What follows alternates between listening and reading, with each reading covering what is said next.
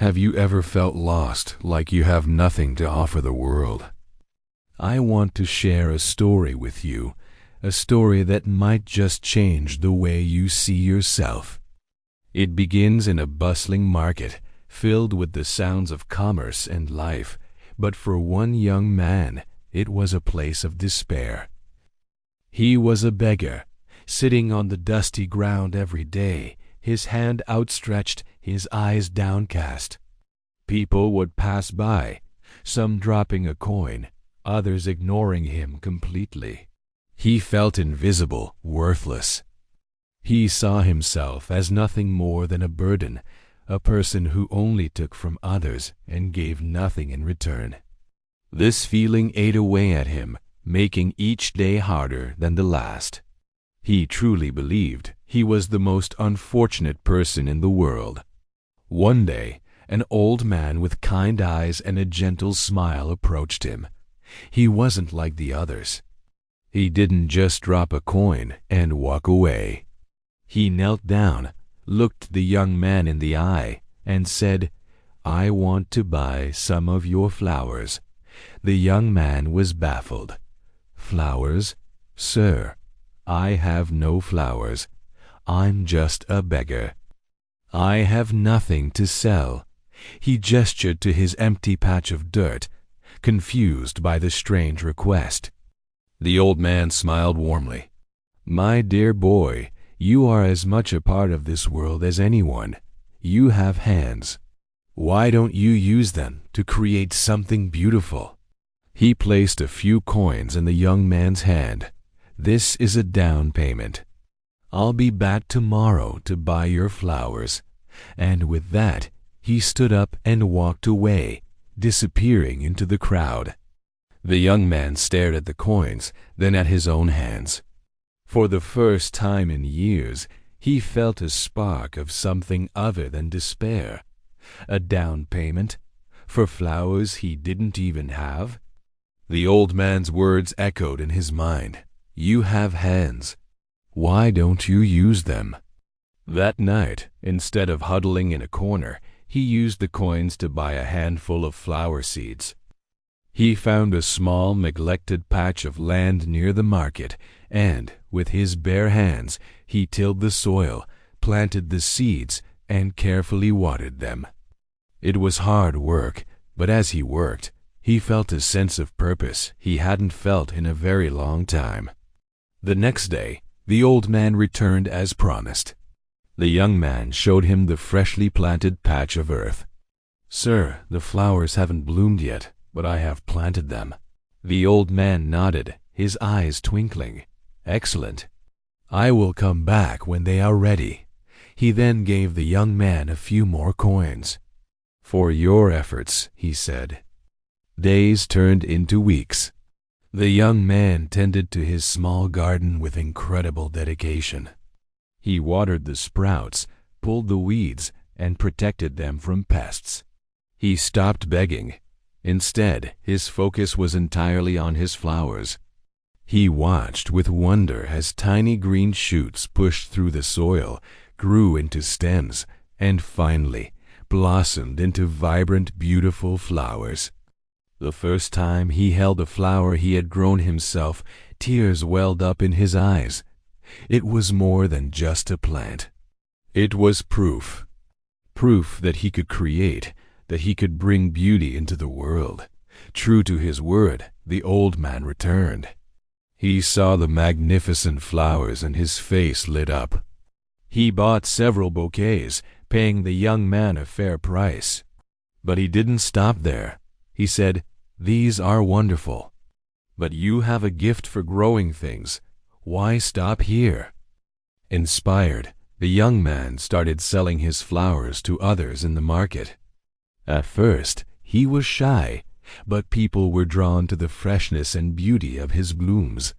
He wasn't just selling flowers. He was selling the joy and care he had poured into them. His small stall became a popular spot. As his business grew, he started noticing others in the market who were struggling just as he once had. He saw a young woman with a beautiful voice but too shy to sing, and an elderly man who was a skilled carpenter but had no tools. He remembered the feeling of worthlessness, but he also remembered the old man's kindness. He approached the young woman. "Your voice is a gift," he said. "Let me help you set up a small stage near my flower stall. People will love to hear you sing." He used some of his earnings to build her a small platform. Soon, her melodies filled the market, drawing even more customers to their corner. Next, he went to the elderly carpenter. He bought him a new set of tools and commissioned him to build beautiful wooden planters for his flowers. The carpenter's craftsmanship was exquisite, and the planters made the flowers look even more stunning. People started buying the flowers and the planters together. The young man didn't stop there. He found a baker with delicious recipes, but a broken oven, and helped him fix it. He found a weaver with nimble fingers, but no loom, and helped her get one. He became a connector, a helper, a person who saw the potential in others and gave them the small push they needed, just like the old man had given him. His single flower stall transformed. It became a vibrant hub of creativity and commerce. The singer, the carpenter, the baker, the weaver, they all thrived. The corner of the market that was once his place of shame became a beacon of hope and collaboration. The young man, once a beggar who felt he had nothing, was now a successful businessman, respected and admired by everyone. He was no longer a taker. He was a giver, a creator, an enabler of dreams. Years later, he was a wealthy and influential figure in the city, known for his kindness and his ability to lift others up. He had built a business empire founded on the principle of helping people discover their own value. One day, he sought out the old teacher who had started it all. He found him sitting peacefully in a garden. The young man, now dressed in fine clothes, bowed deeply. "Master," he said, "thank you. You changed my life. You taught me that I had something to offer. But I've always wondered, why did you choose me that day?" The old teacher smiled that same gentle smile. "I didn't choose you," he said softly. "You chose yourself. I simply reminded you of the hands you already had. The potential was always there, within you. All it needed was a reason to bloom. Your success didn't come from the coins I gave you. It came from the moment you decided to plant a seed. True wealth isn't about what you can get, but what you can give. You learned that lesson well, and in doing so, you helped countless others find their own gardens to tend." This story is a powerful reminder for all of us. Sometimes we feel like that beggar, lost and convinced we have nothing of value. We focus on what we lack instead of what we have. But each of us has hands, a mind, a heart. We all have the capacity to create, to help, to bring something unique into the world. Your value isn't determined by your circumstances. It's determined by your actions. It starts with a small step, with planting a single seed. What seed can you plant today?